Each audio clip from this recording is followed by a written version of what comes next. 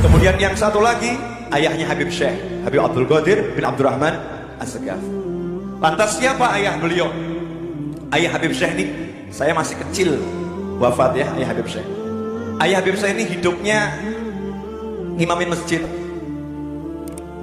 ngurus masjid, cari dana mati-matian untuk bangun masjid.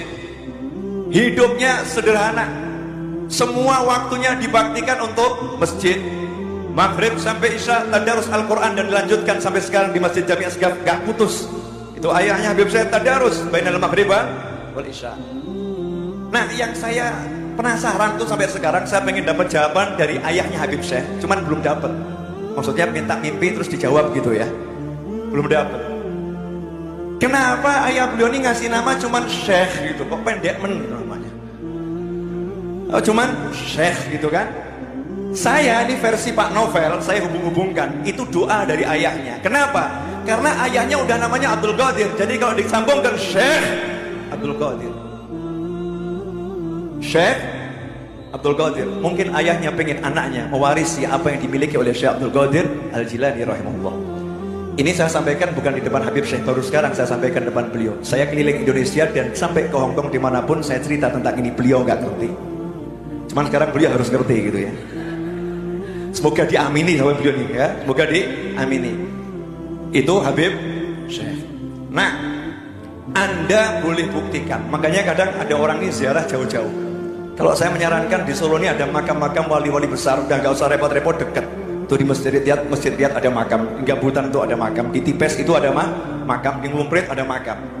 Ya kalau yang di Tipes ini satu saja, di Tipes itu isinya wali-wali besar, aulia besar. Satu ayahnya Habib Syekh. Demi Allah sampai hari ini saya cari manakib wali yang seperti ayah beliau belum ketemu.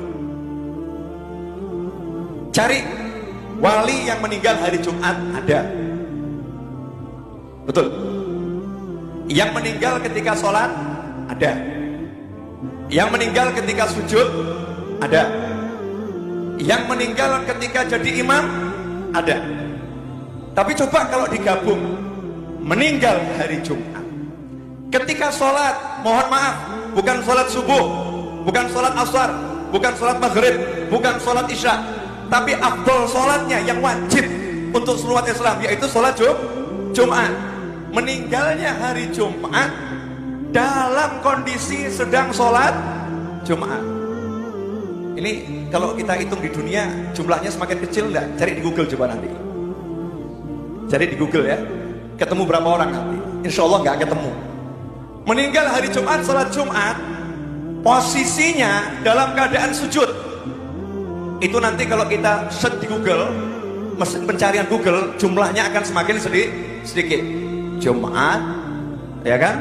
Sholat Jumat, sujud. Sujudnya bukan sujud pertama, bukan sujud kedua, bukan sujud ketiga, tapi akhir sujud, sujud yang terakhir. Jumlahnya semakin sedikit. Hari Jumat, ketika sholat Jumat, sujud yang terakhir jadi imam, saya belum ketemu. Saya belum ketemu. Itu nggak seberapa. Saya kan terus melakukan penelitian tentang ayah beliau. Ternyata sebelum meninggal udah pamit dulu sama keluarganya. Mau berangkat ke masjid nggak balik. Ganti baju baru, kaos baru, sarung baru, semua serba baru.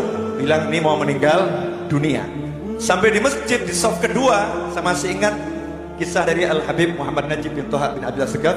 Habib Najib itu, beliau mengatakan, saya posisi di saf kedua dipanggil sama Habib Abdul Qadir. Ya Najib, ta'al, kamu hari ini sholatnya di saf pertama persis di belakang saya. Nanti kalau terjadi sesuatu dengan saya dalam sholat, tolong gantikan saya. Habib Najib masih muda waktu itu. Artinya udah pesan. Yang saya kaget, baru 2-3 hari yang lalu ada tamu ke rumah saya. Salah seorang anak dari Habib Hadi As-Segaf, anak dari Habib Hadi As-Segaf Jakarta, yang pernah tinggal di Solo. Habib Hadi ini salah satu teman baiknya ayah Habib Syekh.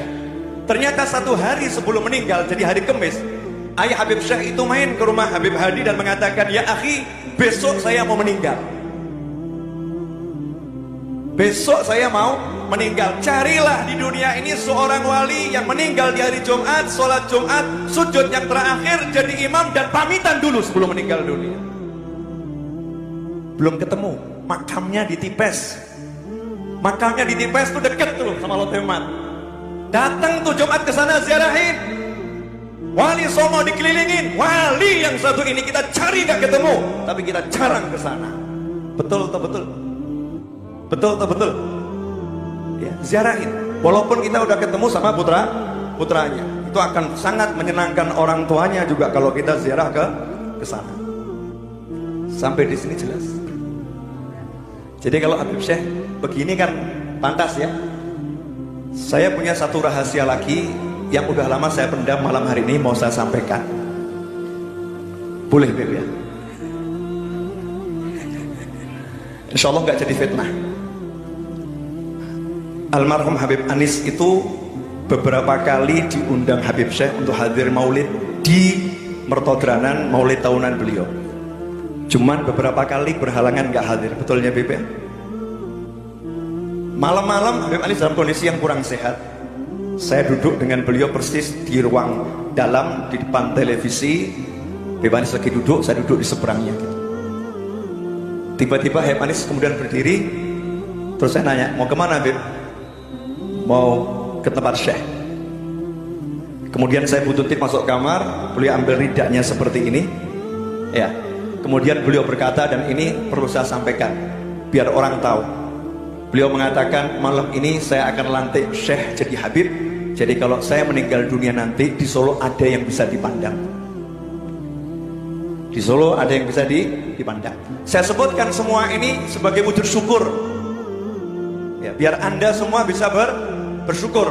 Adanya Ahbabul Mustafa, adanya Bustanul Asyikin. Anda di tempat yang benar gitu loh, di tempat yang tepat, di tempat orang-orang keturunan orang-orang soleh. Ini ayahnya meninggalnya nggak ada duanya di dunia ini. Jadi kalau kita nyambung sama anaknya, insya Allah kan anaknya bisa ngomong sama bapaknya, Mbak itu teman anak, Mbak tolong itu Mbak. Ini Habib Mustafa nih sahibi, Mbak tolong nih Mbak. Ini ada novel di Al-Gadrah ini, novel yang Gadrah ini sahib saya ini Mbak. Tolong nih Mbak. Tolong di apa namanya, diberi syafaat juga. Itu satu. Saya bilang tadi ada dua. Yang kedua, masalah sholawat. Ini Syekh Ridwan Al-Amiri ini muridnya Habib Umar bin Muhammad bin Salim bin Hafid. Dan perlu umat Islam Indonesia dan dunia mengerti, dulu gak ada yang kenal Habib Umar bin Muhammad bin Salim bin Hafid. Gak ada. Habib Anis duduk di Zawiyah Masjid Riyadh baca kitab Tajul Aurus karya Habib Ali bin Husain Al-Attas sampai khatam. Kemudian beliau berkata kepada jamaah yang ada di situ, kita akan ziarahi orang-orang yang kita baca ini ke Hadramut. Maka dibuat kelompok ziarah terbesar pertama setelah sekian puluh tahun. Dan beliau mengatakan, saya akan cari anak muda yang alim, yang bisa ceramah, akan saya bawa ke Indonesia, agar anak-anak ini belajarnya ke Hadramut, bukan ke negara yang lain, agar nyambung lagi hubungan Indonesia dan Hadramut yang sudah terputus. Datang Habib Umar, gak ada yang nyapa, gak ada. Habib Umar, Habib Ali Jufri, dan Habib Muhammad bin Ali bin Abdul Qadir Muslim. 3 orang ini. Yang saya tahu 3 orang ini.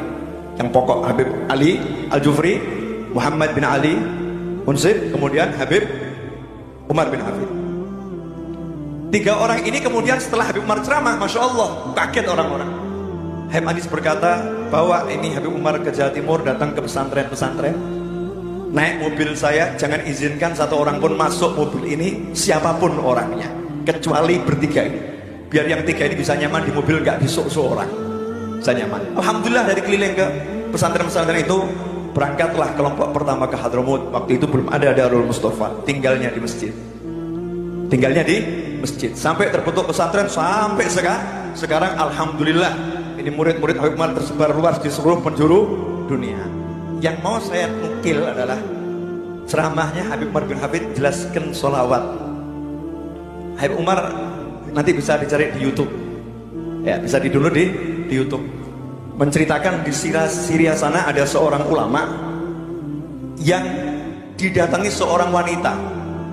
Wanita ini nangis luar biasa. Kemudian sang ulama bertanya, Kenapa kamu kok nangis? Kenapa? Apa dosa saya? Apa salah saya? Saya ini maksiat saya apa? Kenapa kamu berkata begitu? Saya udah 3 hari nggak mimpi bertemu Rasulullah SAW. Saya udah 3 hari nggak mimpi Rasulullah. Nangis terus ini. Nah, ulama nanya nih tadi, lah biasanya kamu mimpinya berapa waktu sekali? Tiap hari saya mimpi Rasulullah SAW. Perempuan ini. Kemudian ulama tadi nanya, wiridmu kok bisa mimpi Rasulullah tiap hari ini? Baca sholawat berapa kali? Gak banyak. Setiap hari saya cuma baca 15.000 kali sholawat. Gak banyak. Ada yang sanggup nyontoh? Gak ada kan? Belum ada. Nah ini tadi dibaca 40 sholawat pilihan. Kalau tiap Rebo hadir di sini ikut baca sholawat, ikut baca tapi ya. Kadang nih jamaah majlis dzikir ini majlis bungkem, gak dzikir ini. Majlis dzikir tapi jamaahnya ikut dzikir. Ini kan masalah ini. Habib Syekhnya teriak-teriak, ayo sholawat, yang lain manduk. Enak ya, zen. Masya Allah. Enak, suaranya enak. Yang lain jadi bungkem. Ini majlis dzikir. Majlis dzikir itu ya semua ikut berzikir. Yang belum punya bukunya ya cari bukunya. Kalau dijual ya dibeli, kalau nggak ada ya difotokopi, kemudian dibaca, diteriakkan dengan suara yang keras. Orang kalau nggak bisa baca banyak sendiri, ya dengan berjamaah ini pahalanya jadi banyak. Kalau istiqomah tiap Rebo, sholawat itu dibaca benar oleh kita, ya insya Allah lah sebelum meninggal, walaupun nggak lihat langsung, minimal mencium aroma Nabi Muhammad Sallallahu Alaihi Wasallam.